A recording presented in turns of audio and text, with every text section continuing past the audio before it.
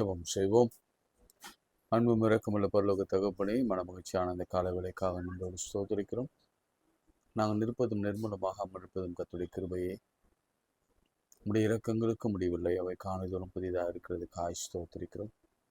நம்மை சிநேகிக்கிறவர்களை நான் சிநேகிப்பேன், அதிகாலை என்னை தேடுகிறோம் என்னை கண்டடைவார் என்ற வார்த்தையின்படியே நாங்கள் நிற்பதும் நிர்மூலமாக இருப்பதும் கர்த்தருடைய கிருபையே.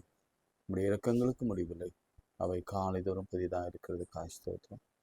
என் ஆண்டவரே, அதிகாலையில் எழுந்து இருட்டோடு என் தேவனை சந்திக்க வனாந்தரமான மலையின் மேலே ஏறி உமோடு கூட இடைப்பட்டதை நான் நினைத்து பார்த்து 1/2 மணி நேரமாவது ஒரு நாளிலே அதிகாலையிலே முதலாவது அல்லது நேரம் கிடைக்கிற பொழுதெல்லாம் முதலாவது தேவனுடைய ராஜ்யத்தை பற்றி சிந்திக்கவும் ஜெபிக்கவும் வேதத்தை வாசிக்கவும் கொடுத்த கிருபைக்கு ஸ்தோத்திரம். கடந்த 3-4 நாட்களாக தேவனுடைய பிரசன்னம் அடியனோடும் உடைய பிள்ளைகளோடு கூட இருந்தமைக்காக மனிதோடு ஸ்தோதரிக்கிறோம். இந்த நாளிலும் கூட இந்த நாளிலே நாங்கள் துவங்கும் முன்பு கர்த்தருடைய பாதத்திலிருந்து துவங்குகிறோம். கர்த்தர் எங்களுக்காக யாவையும் செய்து முடிக்கிற கர்த்தர் என்று நாங்கள் நம்புகிறோம், விசுவாசிக்கிறோம். அநேக காரியங்கள் எங்களுக்காக செய்து முடித்திருக்கிறேன். மக்கள் நாங்கள் நன்றி செலுத்துகிறோம். குடும்பத்திலே, பெற்றோர் மத்தியிலே, பிள்ளைகள் மத்தியிலே, உடன்பிறப்புகள் மத்தியிலே நீ செய்த காரியங்கள் அளவற்றவர்கள். அதற்கு நாங்கள் நன்றி சொல்ல போனோம்னா எங்கள் ஆயுள் போதாது. எனவே எங்கள் ஆயுள் முழுவதும் உங்களுக்கு கடன்பட்டிருக்கிறோம். இந்த நாளிலும் எங்களை நீர் தெரிந்து கொண்டிருக்கிறீர். இந்த காலை ஜெபத்தை நீர் ஏற்படுத்தியிருக்கிறீர், நீர் நடத்தி வருகிறீர். உடைய பிள்ளைகளுக்கு ஆசீர்வாதமாக நீர் வைத்து வருகிறேன். இதில் அநேகர் பலன் பெற்றிருக்கிறார், அநேகருக்கு பதில் கிடைக்க பெற்றிருக்கிறது. அனைவருடைய ஆவியில ஒரு பெரிய புத்துணர்ச்சியும், சரீரத்தில் பெரிய மாற்றமும், வாழ்க்கையில பெரிய மாற்றத்தை நீ கொடுத்து பிள்ளை செல்வத்தை கொடுத்திருக்கிறேன், வீட்டை கொடுத்திருக்கிறேன், மற்றும் நல்ல சுகத்தை கொடுத்திருக்கிறேன். அதுக்காக நமக்கு ஸ்தோத்திரம் செலுத்துகிறோம். நன்றியுடைய இதயத்தோடு இந்த நாளை ஆரம்பிக்கிறோம். இயேசுவின் நாமத்தில் ஜெபிக்கிறோம் பிதாவே, ஆமென். கர்த்தர் நாமம் என் புகலிடமே, கருத்தோடு துதித்திடுவேன் என்ற பாடலை பாடுவேன். கர்த்தர் நாமம் என் புகலிடமே, கருத்தோடு துதித்திடுவேன். பாடுங்க. கர்த்தர் நாமம் என் புகலிடமே, கருத்தோடு துதித்திடுவேன். யெகோவாயீரே, எல்லாமே பார்த்து கொள்வீர். யெகோவாயீரே, எல்லாமே பார்த்து கொள்வீர். கலங்கலப்பா நாங்க கலங்கலப்பா, கலங்கலப்பா நாங்க கலங்கலப்பா. கர்த்தர் நாமம் என் புகலிடமே, கருத்தோடு துதித்திடுவேன். யெகோவா நிசியே, என்னாலும் வெற்றி தருவீர். யெகோவா நிசியே, என்னாலும் வெற்றி தருவீர். ஸ்தோத்திரமே அப்பா, ஸ்தோத்திரமே, ஸ்தோத்திரமே அப்பா, ஸ்தோத்திரமே.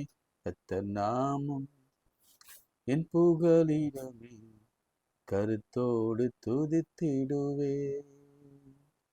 யெகோவா ரஃபா, சுகம் தரும் தெய்வமே.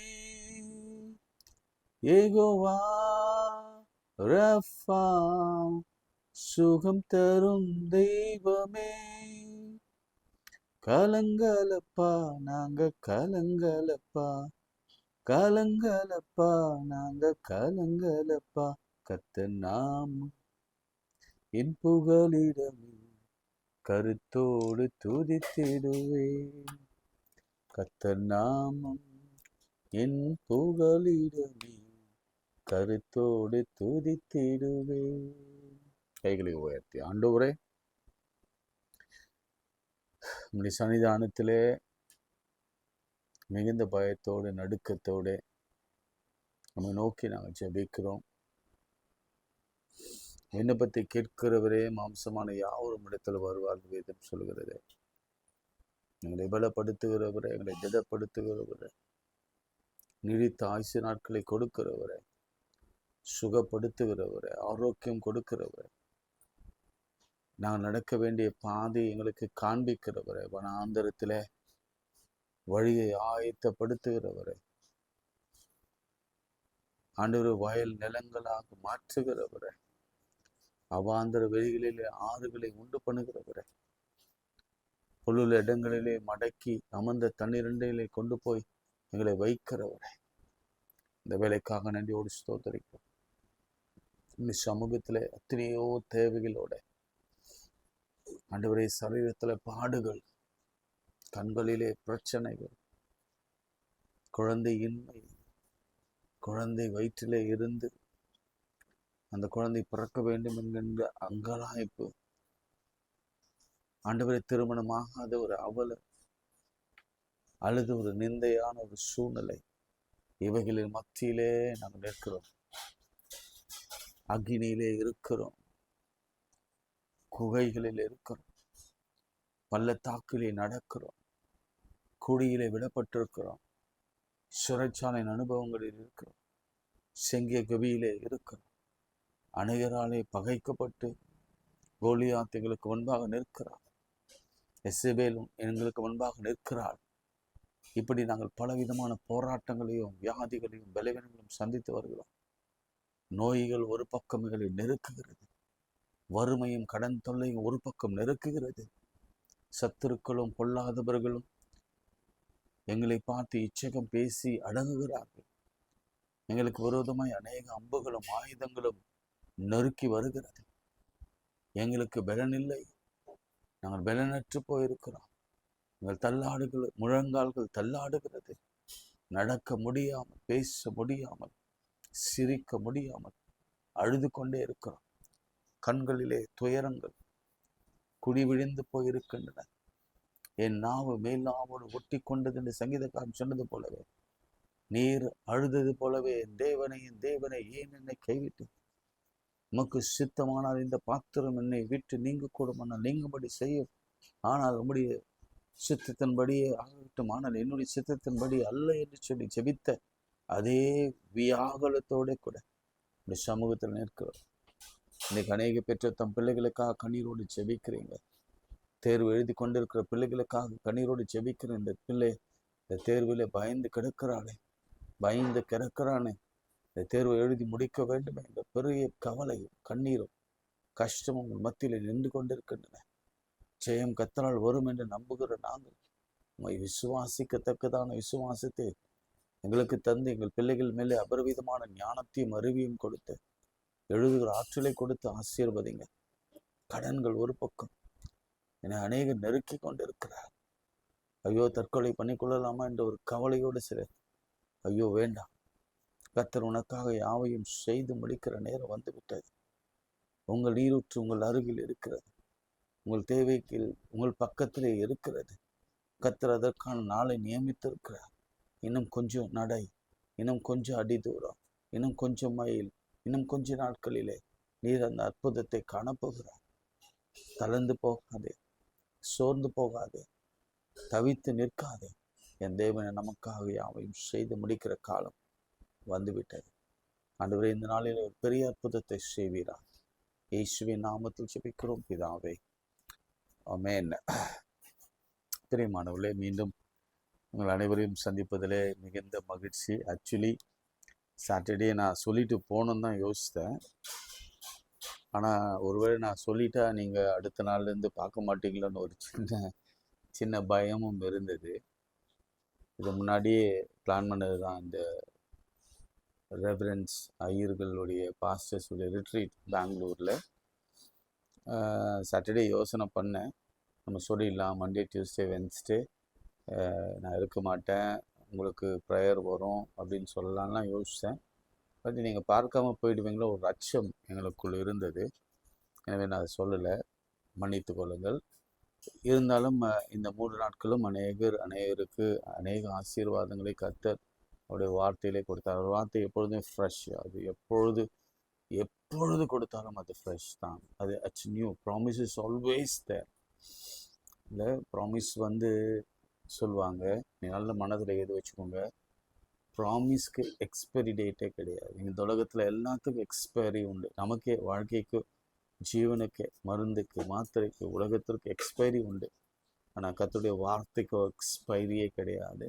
அதனால் இந்த 3 நாட்களும் நீங்கள் பழையதை பார்த்தீங்க. கர்த்தர் நல்லவர், அதிலேயும் கிரியை செய்தார்.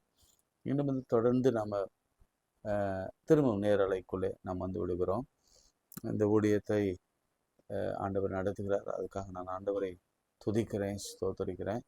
உங்கள் பங்களிப்பு இதில் இருக்க வேண்டும் என்று நீங்கள் விரும்பினால் நிச்சயம் நீங்கள் பங்களிக்கலாம். ஏனென்றால் இது இந்த ஊழியம் எல்லையை தாண்டி இன்னைக்கு ஒரு அன்பு மகள் என்னோட கூட பேசினாங்க. அவங்க சாட்சி ஒரு நாளைக்கு நான் சொல்கிறேன்.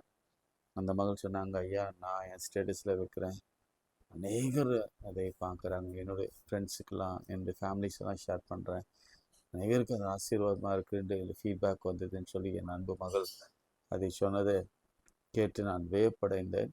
நிச்சயமாகவே ஆண்டவர் இப்படி பல, நம்மளுக்கு வியூஸ் இல்லைனாலும் நீங்கள் எல்லாம் உங்கள் பங்களிப்பின் வழியாக நீங்கள் அநேகருக்கு ஷேர் பண்ணுகிறது, நீங்கள் அநேகருக்கு இன்ட்ரடியூஸ் பண்ணுற விஷயம்தான் அது மல்டிபிள் ஆகிக்கொண்டே இருக்கிறது. எனவே அதை தொடர்ந்து செய்யுங்க. இந்த ஊழியத்தை தாங்க விரும்புகிறவங்க கூட நீங்கள் நிச்சயம் நீங்கள் தாங்கலாம். சரி, மீண்டும் ஆண்டவருடைய வார்த்தைக்கு நேராக மிக சுருக்கமாக நீங்கள் டைம் பார்த்துட்டே இருங்க. டைம் லீடாக நம்ம பார்த்துக்கலாம். ஆதியாகமம் 22ஆம் அதிகாரம், ஜெனசிஸ் சாப்டர் 22 verse 14. ஆபிரகாம் அந்த இடத்திற்கு யெகோவா ஈரே என்று பெயரிட்டான். அதனாலே கர்த்தருடைய பர்வதத்திலே பார்த்து கொள்ளப்படும் என்று இந்நாள் வரைக்கும் சொல்லப்படுகிறது. ஆமென் சொல்லுங்களேன். இந்நாள் வரைக்கும் சொல்லப்படுகிறது. இன்னைக்கு 28வது நாள், right? If I'm right, நான் ஒரு தவறாக இல்லைன்னா, if I'm wrong, right maybe. இன்னைக்கு 28வது நாள். நீங்கள் வேதத்தை தொடர்ந்து வாசிப்பேங்க என்று நம்புகிறேன். ஒரு அம்மா எனக்கு ஃபோன் பண்ணாங்க. ஃபோன் பண்ணும்போது அவங்க சொன்னாங்க, என்னால் வாசிக்கவே முடியல அப்படின்னு சொன்னாங்க. பட் நான் ட்ரை பண்ணுறேன். மற்ற பைபிள் ரீடிங்கில் நான் வாசிக்கிறேன். எஸ், நல்லதுமா. ஆண்டுடைய விருப்பம் எதுன்னா, கர்த்தருடைய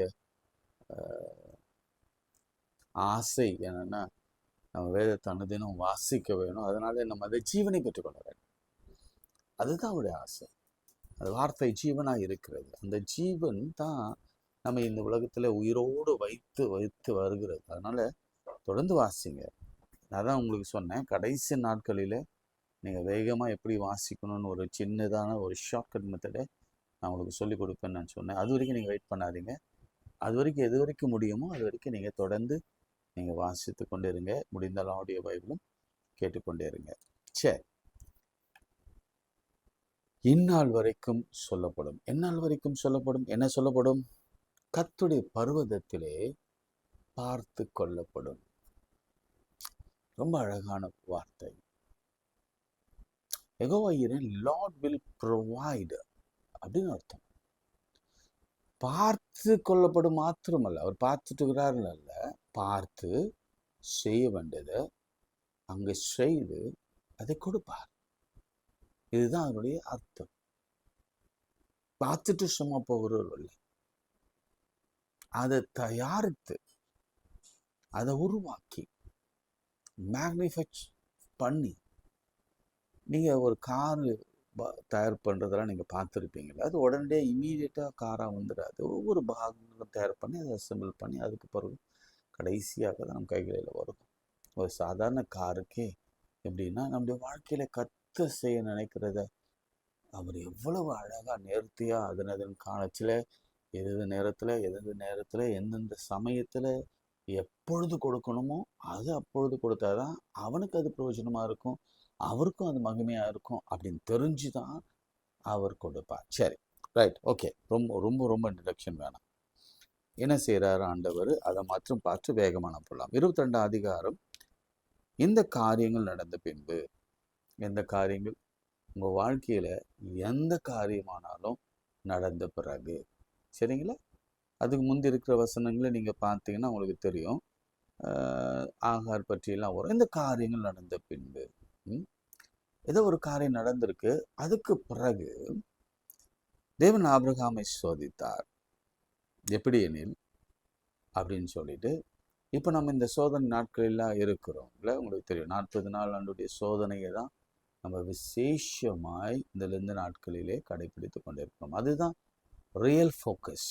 எதுக்கு 40 நாள் அப்படின்னு கேட்டிங்கன்னா, ஆண்டவர் தனிமையான ஒரு இடத்திற்கு போய் 40 நாள் இரவும் பகலும் தேவனோட அவர் பேசி கொண்டிருந்தார்.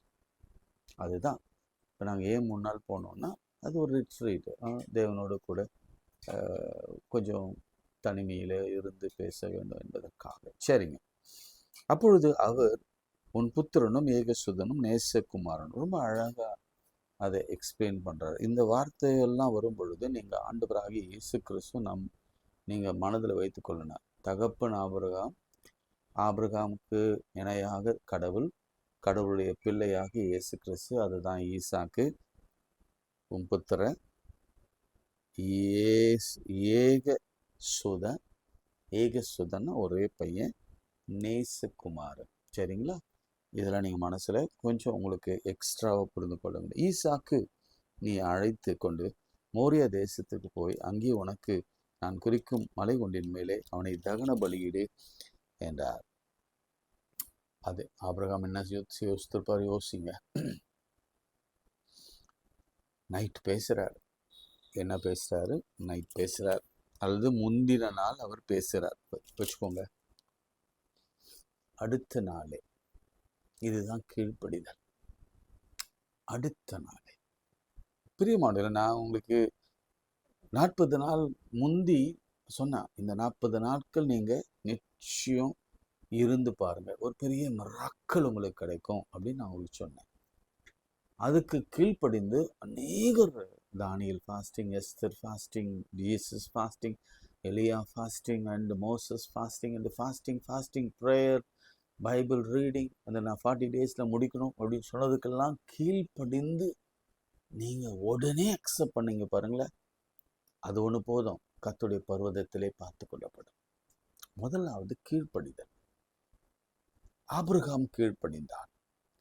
கீழ்ப்படிந்து அதிகாலை எழுந்து, நான் அந்த காலை ப்ரேயர் ஆரம்பிப்பதற்கே மிக காரணமாயிருந்த சில நிகழ்வுகள் எதுனா இதெல்லாம். அதிகாலை எழுந்து ஆபிரகாம் போனார்.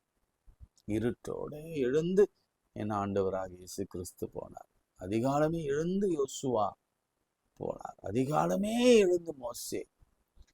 அதனால அதிகாலையில நீங்க நாள் குறிங்க, நேரம் குறிங்க, அதிகாலையில எழுந்திருக்க ஆண்டவர் செய்வார். அது ஜெபம்தான் மிக முக்கியமான ஒரு ஜெபம். இப்பெல்லாம் அதிகாலத்தில் உங்களுக்கு விழிப்பு வருதோ, சரி, நீங்கள் டைமே பார்க்க வேணாம், உங்களுக்கு விழிப்பு வருதுன்னா இடையில எழுந்து முழங்காலில் நின்று ஒரு 5, 10, 15 நிமிடங்கள், ஒரு நேரம் 2 நிமிடம் ஃபர்ஸ்ட் போதும், 1 நிமிடம் போதும், 5 நிமிடம் அப்படியே கண்டினியூ ஆகும். நீங்கள் அதிகாலை எழுந்துருங்க. சுச்சுவேஷன் என்னன்னா, நீங்கள் ஈசாக்கு பலியிட போகிறான், மனம் முழுசும் பெரிய பாரம், இது பெரிய குழப்பம், சூழ்நிலையே வேற. இப்போ போனால் ஈசாக்கு திரும்ப வர முடியாது. ஆனால் அதிகாலையில் எழும்பி ஆயத்தம் ஆகுறானா யோசித்து பார்க்கணும். நம்முடைய வாழ்க்கையில கூட நம்ம பிள்ளைகளுக்காக தானே நம்ம வாழ்கிறோம். ஏன்னா அவர்களுக்காக ஒரு அதிகாலையில் தூக்கத்தை தியாகம் பண்ணி, அல்லது ஒரு நேரம் உபவாசம் இருந்து, அல்லது ஒரு தானியல் ஃபாஸ்டிங் மாதிரி, ஒரு எஸ்டர் ஃபாஸ்டிங் மாதிரி நம்மள செய்ய முடியாது. அவ்வளோ செல்ஃபிஷா, எசேக்கியா ராஜா மாதிரி அவ்வளோ செல்ஃபிஷா, என் நாட்களில் வான ஆண்டவரை, என் பிள்ளைகள் நாட்களில் வரட்டும், அவங்க செத்தா பரவாயில்ல, நான் உயிரோடு இருக்கணும், அப்படியா இருக்கீங்க? அப்போ உங்கள் பிள்ளைகளுக்கு நல்லது நடக்கக்கூடாதுன்னு தீர்மானிக்கிறது நீங்கள் தான். உங்கள் பிள்ளைகளுக்கு ஏதோ நல்லது, திருமணம் ஆகக்கூடாது, வேலை கிடைக்கக்கூடாது, பாஸ் பண்ணக்கூடாது, அவங்க எதிரையும் ஜெயமாக இருக்கக்கூடாது, நீங்கள் வீடு வாங்கக்கூடாது, கடனில் இருக்கணும் என்று தீர்மானிக்கிறது, முடிவெடுக்கிறது, முடிவு செய்தது நீங்கள் தான். ஏனென்றால் அதிகாலையில் முதலாவது தேவனுடைய ராஜ்யத்தையும் ஒரு நீதியும் நீங்கள் தேடலை. அதனால தான் இவைகள் எல்லாம் உங்களுக்கு கூட கொடுக்கப்படவில்லை. Let it be straight. Let it be straight. நான் உங்களுக்கு சேலஞ்ச் பண்ணுறேன், சவால் விடுறேன். நீங்கள் அதிகாலையில் எழுந்திருந்து ஜெபித்து வேதத்தை வாசித்து உபவாசம் பண்ணிட்டு ஆண்டவரை கேளுங்க. அவர் கொடுக்கலன்னா அப்புறம் பார்த்து சரிங்களா. எழுந்து யார கூட்டு போறான்னா கழுத அது மேல சேனங்கட்டி தன் வேலைக்காரர் 2 பேரை கூட்டிக் கொண்டு தன் குமாரன் ஈசாக்கை கூட்டிக் கொண்டு தகன பலி கட்டைகளை பிளந்து கொண்டு தேவன் தனக்கு குறித்த இடத்துக்கு புறப்பட்டு போனான். அப்படியே தொடர்ந்து வாசிக்கலாம். கொண்டு போனான். 3ஆம் நாளிலே ஆபிரகாம் கண்களை ஏறெடுத்த பார்த்தபோது தூரத்தில் அந்த இடத்தை கண்டான். 3 days பிரயாணம். இது நல்ல யோசனை பண்ணுங்க. இது முக்கியமான விஷயம். இந்த 3 days என்பது ஒரு முக்கியமான விஷயம். அதை நான் கடைசியில் முடிக்கிறப்போ நான் சொல்வேன். 3 days பிரயாணம் பண்ணினான். ஏதோ ஒரு நாள்ல நமக்கு அற்புதம் நடந்துராது. It will take time. இன்ஸ்டண்ட்டாக நடக்க வேண்டியது நடக்கும். 50 நம்ம சங்கீதக்காரன் சங்கீதத்தில் வாசிக்கிற மாதிரி நிச்சயமாக 50 நாட்களில் கூப்பிடுங்க, அவர் கேட்பார், நிச்சயம் கேட்பார். ஆனால் சில ஆசீர்வாதங்கள் it will take time, days, months, years. அவர் போறாரு. நானும் பிள்ளையான நீங்கள் இங்கேயே இருங்க, நானும் பிள்ளையானும் போயிட்டு அவ்விடமிட்டு போய் தொழுது கொண்டு விடுத்து திரும்பி வருகிறோம் என்று ஆபிரகாம் தகனபலை கட்டுகளை எடுத்து தன் குமாரனாகிய ஈசாக்கின் மேலே வைத்து. இதுல முக்கியமான ஒரு குறிப்பு நான் சொல்றேன். பலி செலுத்தப்படு போகிற ஈசாக்கின் மேலேயே இன்னும் ஒரு பெரிய பாரம். எல்லா ஹிஸ்டரி எழுதுறவங்க சொல்றாங்க, அப்போ ஈசாக்குக்கு குறைந்தது 20 வயதாக இருந்திருக்கலாம், அல்லது 18 டீனாக இருந்திருக்கலாம், 16, 17. சின்ன குழந்தை இல்லை. அவனை ஏமாத்தி கொண்டு போறதுக்கெல்லாம் சின்ன குழந்தை இல்லை. அந்த 3 நாளும் இவங்க அப்பா பிள்ளை பேசிக்கொண்ட விஷயம் எவ்வளவாக இருந்திருக்கும். மகன் எத்தனை கேள்விகளை கேட்டிருப்பான். அப்பாவுடைய என்ன ஓட்டம் என்னவா இருந்திருக்கும். நீங்கள் இதெல்லாம் கொஞ்சம் ஆராய்ந்து பார்த்தீங்கன்னா நிச்சயமாகவே இது ஃபாதர் அண்ட் சன்னுடைய ஒரு பாச போராட்டத்தை எங்களால் பார்க்க முடிகிறது. இப்போ ஈசாக்குக்கும் கண்டிப்பாக ஒரு சின்ன டவுட் இருந்திருக்கலாம், மேபி இல்லாமல் போகலாம். ஆனாலும் இப்போ ஹெவி வெயிட் பாரம். இன்னைக்கு நான் என்ன சொல்றேன்னா ஆவியானவர் என்ன சொல்ல வர்றாருன்னா, பாருங்க, நாம் சுமக்கிற பாரத்தை காட்டிலும், பெற்றோர்கள் சுமக்கிற பாரத்தை காட்டிலும் பிள்ளைகள் அதிக பாரங்களை சுமக்க நேரிடுகிறார்கள். அல்லது 2வது இன்னொரு காரியம் என்னன்னா, அவங்க நிறைய பாரங்கள் சுமக்க வேண்டி இருக்கு. அதன் மேல அப்பா அம்மாவாகிய நாம நம்ம பிள்ளைகள் மீது இன்னுமா பாரத்தை வைத்து, இதைதான் படிக்கணும், இப்படிதான் வேலைக்கு போகணும், இப்படிதான் திருமணம் ஆகணும் என்று சொல்லி இன்னும் பாரத்தை போட்டு அழுத்துகிறோம். இதை நீங்க முதல்ல கவனத்துல வைக்க வேணும். அவனுக்கே ஏற்கனவே சமூகத்துல பெரிய பாரம். சொசைட்டில அவனால போராடி முன்னுக்கு வர முடியல. இன்னைக்கு ஒரு பிள்ளையால முடியல. ஒவ்வொரு பிள்ளைய வெளிநாட்டுல போய் கஷ்டப்படுறத பார்க்கும் பொழுது, ஒவ்வொரு ஹோட்டல்ல போய் அவன் பிளேட்டை கழுவி கப்பை கழுவி அவன் வேலை செய்து பெருக்கி தொலைச்சி பிளேட் எடுத்து எச்ச பிளேட்லாம் கழுவி அவன் வேலை செய்கிறது. அப்பா, ஒருவேளை பெற்றோர் பார்த்துருப்பாங்கன்னா நீங்கள் அந்த பிள்ளைய வெளிநாட்டுக்கே நீங்கள் அனுப்பியிருக்க மாட்டீங்க. ஆனாலும் ஈசாக்கு மேலே இன்னும் அதிகமான பாரத்தை ஆபிரகாம் சுமத்தினான். 2வது. 3வது, இது ஒரு நல்ல பாயிண்ட். கண்டிப்பாக பாரத்தை வைக்க வேண்டும். என்ன பாரம்? ஏடா அவர் இப்படி பைத்தியக்கார மாதிரிலாம் பேசுறாரு இவருன்னு நினைக்காதீங்க.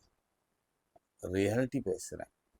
என்ன பாரம்னா, இந்த குடும்பம் எப்படி நடக்குது, அதனுடைய பாரம் என்ன? What is family? அப்பா அம்மாவுடைய பாரம் என்ன? இப்போ நான் இந்த நிலையில ஒருவேளை நான் இந்த பாவங்களில, இந்த அசுத்தங்களில, இந்த இந்த சிற்றின்பங்களில நான் இருப்பேன். நான் அவங்களுக்கு எத்தனை அழுத்தங்கள் இருக்கும். ஒண்ணு. 2வது, ஒரு குடும்ப பொருளாதார சூழல் வைத்துக்கொள்ளுங்க. இந்த பிள்ளைக்கு ஒண்ணுமே தெரியாம நீங்க வளர்ப்பதும் கூட மிகுந்த தவறு. அவன் மீது அந்த பாரத்தை நீங்க வைத்து அந்த பிள்ளைக்கு எத்தனை எத்தனை குடும்பத்துல கஷ்டங்கள் இருக்கிறது என்பதை புரிந்து கொள்ள வேண்டும். இன்னைக்கு நிறைய பெற்றோர்கள் செல்லம் கொடுத்து கெடுத்து கெடுத்துதான் பிள்ளைகள் சீர்கெட்டு போயிருக்கிறார். பாரம் என்றால் என்னவென்றே தெரியல. திருமணம் கட்டி கொடுப்பாங்க, ரொம்ப செல்ல பிள்ளையா கட்டி கொடுப்பாங்க.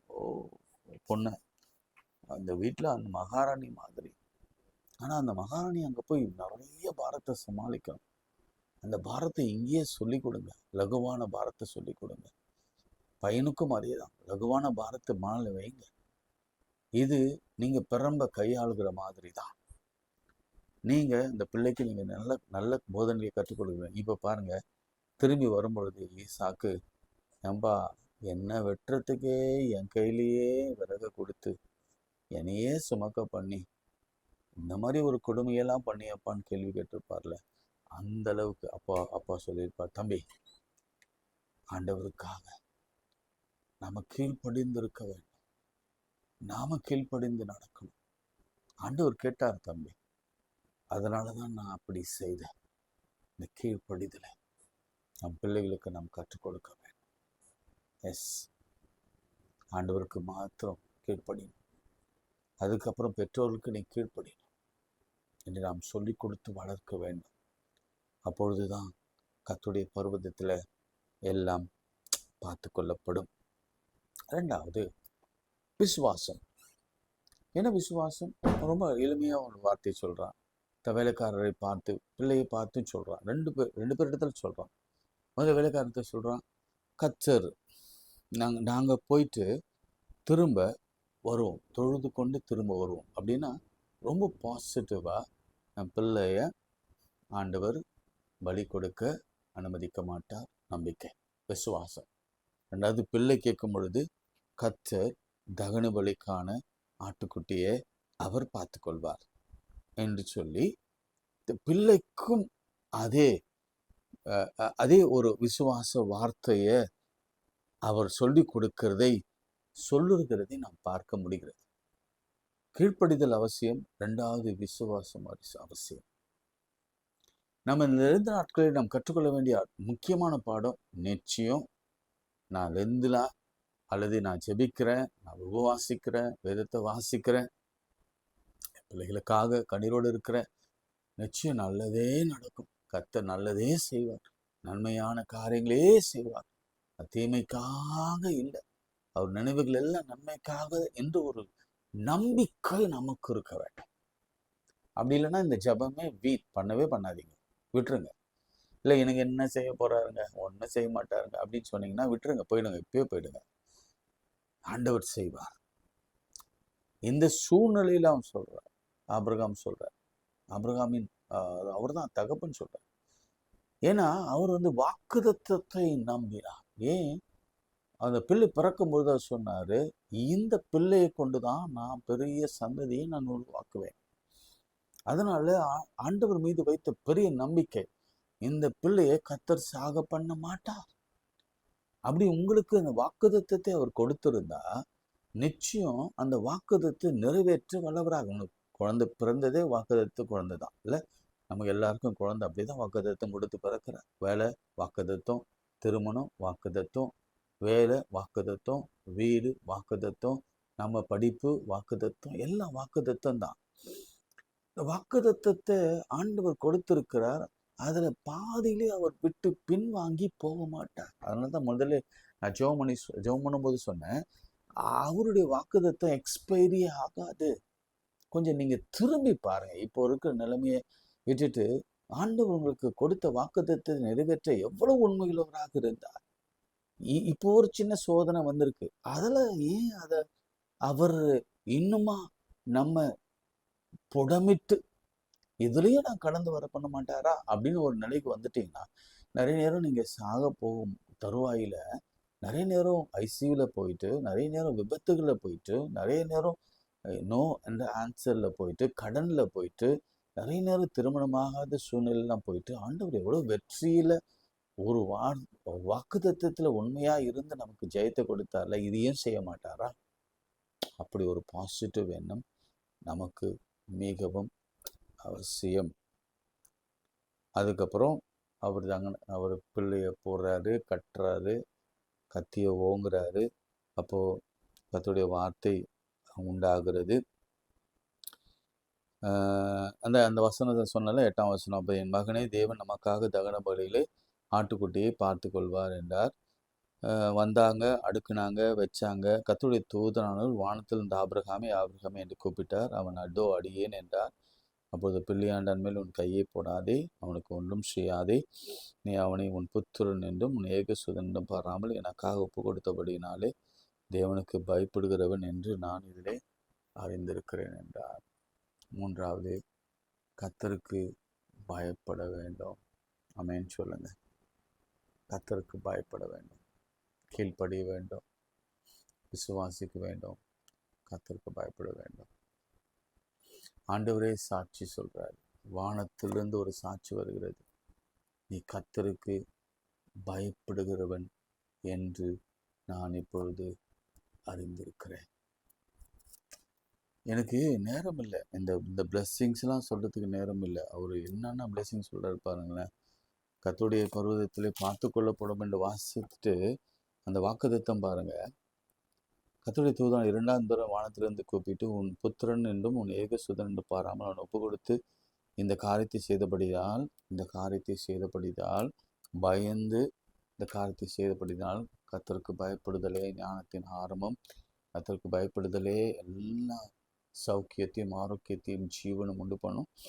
நான் உன்னை ஆசீர்வதித்து உன் சந்ததி வானத்து நட்சத்திரத்தை போலவும் கடல் தரை மணலை போலவும் பெருக பண்ணுவேன் என்றும் உன் சந்ததியார் தங்கள் சத்துருக்களின் வாசல்களை சுதந்திரித்துக் கொள்வார்கள் என்று நீ என் சொல்லுக்கு கீழ்ப்படைந்தபடியால் உன் சத்துருக்களுக்கு பூமியில் உள்ள சகல ஜனங்களும் ஆசீர்வதிக்கப்படும் என்று என் பேரிலே ஆணையிட்டேன் என்று கர்த்தர் சொல்கிறார். நீங்கள் சோதனையை சகிச்சிட்டிங்கன்னா, இந்த 40 நாள் சேலஞ்சை நீங்கள் ஜெயிச்சிட்டிங்கன்னா, ஆண்டவருடைய பதில் என்ன தெரியுமா? என் மேலே ஆணையிட்டு நான் உனக்கு சொல்கிறேன், நீ பெருக பண்ணுவேன், உன்னை நான் பெருக பண்ணுவேன், நான் ஆசீர்வதிப்பேன், உன் சந்ததியே ஆசீர்வதிப்பேன், உன் சந்ததியை பெருக பண்ணுவேன், உனக்கு விரோதமாக எழும்புகிற சத்துருக்களை உனக்கு கீழ்ப்படுத்துவேன். என் மேலே ஆணை. யார் சொல்கிறது? கர்த்தர் சொல்கிறார். 3 விஷயம், முக்கியமான விஷயம். கர்த்தருக்கு கீழ்ப்படியணும். 2வது, கர்த்தரை விசுவாசிக்கணும். 3வது, கர்த்தருக்கு பயப்படணும். கர்த்தர் எல்லாவற்றையும் பார்த்து கொள்வார். டைம் எடுக்கும். இன்னைக்கு 28வது நாள். ஒருவேளை இன்னும் 2 நாளில் 30 நாளில் யாருக்காவது அதிசயம் நடக்கலாம். 35வது நாளில் ஏதாவது அதிசயம் நடக்கலாம். 37, 38 பைபிளில் சொன்ன மாதிரி ஏன் 40வது நாள் பண்ணலாமா? இன்னும் கொஞ்ச நாள். ஏன் சொல்கிறோம் இன்னும் கொஞ்ச நாள்னா, ஆண்டவர் ஏற்கனவே முன்குறிச்சிட்டார். என்ன முன்குறிச்சிட்டாரு? இந்த பசங்க வருவாங்க, ஆபிரகாம் வருவான், என் பையன் ஈசாக்கு வருவான். ஆபிரகாம் இப்படிலாம் பண்ண போகிறான். அவன் பயப்படுவான், கீழ்ப்படிவான், நான் விசுவாசிப்பான். அதனால் ஒரு ஆட்டுக்குட்டியை அங்கே நான் வைப்பேன், சிக்கிக்கொள்ள பண்ணுவேன். I will provide a lamp. பிரியமானவர்களே, நம்ம ப்ரெசண்ட்டை தான் பார்க்குறோம். ஆண்டவர் நம்முடைய ஃப்யூச்சரை பார்க்குறோம். நாம் இன்னைக்கு பார்க்குறோம். ஆனால் 3வது நாளில் என்ன நடக்குன்னு அவருக்கு தெரியும். 3வது வருஷத்தில் என்ன நடக்குன்னு அவருக்கு தெரியும். 30வது வருஷத்தில் என்ன நடக்குன்னு தெரியும். நீங்கள் உங்கள் பையன் 1 வயசுனா 30 வயதில் அவன் என்ன ஆவான் ஆண்டவருக்கு தான் தெரியும். உங்களுக்கு இப்போ 50 வயசுனா அவங்க 60 வயதில் நீங்கள் என்ன ஆக போறீங்கன்னு ஆண்டவருக்கு மாத்திரம் தெரியும். அதற்காக ஆண்டவர் எல்லாத்தையும் ஆயத்தப்படுத்துவார். சுதந்திரித்து கொள்ள நாம தகுதியாக இருக்க வேண்டும். அதுக்கு 3 முக்கியமான காரியம்: கீழ்ப்படியணும், விசுவாசிக்கணும், பயப்படும். பண்ணலாம். அன்புள்ள ஆண்டவரே, இந்த வார்த்தைக்காக நன்றியோடு ஸ்தோத்தரிக்கிறோம். மீண்டும் இந்த பிள்ளைகளை சந்திப்பதில் மிகுந்த மகிழ்ச்சி. ஆண்டவரே, இந்த ஊழியத்தை இன்னும் அதிகமாய் எல்லா இடத்துக்கும் அழைத்து கொண்டு போகிறீர். அதுக்காக நன்றியோடு ஸ்தோத்தரிக்கிறோம். இந்த 3 பாயிண்ட்ஸ் ஆஃப் இந்த ஒரு நிகழ்ச்சியில் கர்த்தர் எங்களோடு கூட பேசினீர். அதுக்காக ஸ்தோத்திரம். இன்றைக்கும் கூட எங்கள் ஃப்யூச்சர் என்று கண்ணீரோடு நிற்கிறவங்களுக்கு இதோ 3rd டே அங்கே சிக்கி இருக்கு பாருங்க. கர்த்தருடைய பர்வதத்திலே பார்த்து கொள்ளப்படும் எங்கள் ஐயரே. ஆமென். கர்த்தர் எனக்காக யாவையும் செய்து முடிப்பார். இயேசுவின் நாமத்தில் ஜெபிக்கிறோம் நல்ல பிதாவே, ஆமென். நமது ஆண்டவராகிய இயேசுவின் கிருபை, பிதாவாகிய தேவனுடைய அன்பு, பரிசுத்த ஐக்கியம் நம் அனைவரோடும் இன்னும் இன்னும் சதாக்கள் நிலைத்திருப்பதாக. ஆமென். God bless you. உங்களுடைய மேலான சப்போர்ட்டுக்காக மிகுந்த நன்றி நான் தெரிவித்துக் கொள்கிறேன். இன்னும் உங்களுடைய பங்களிப்பை நான் எதிர்பார்க்கிறேன். எனக்காக ஜெபித்துக் கொள்ளுங்க, குடும்பத்துக்காக ஜெபித்துக் கொள்ளுங்க. இந்த மார்னிங் ப்ரேயருக்காக ஜெபித்து உதவி செய்யுங்க. God bless you. God bless you.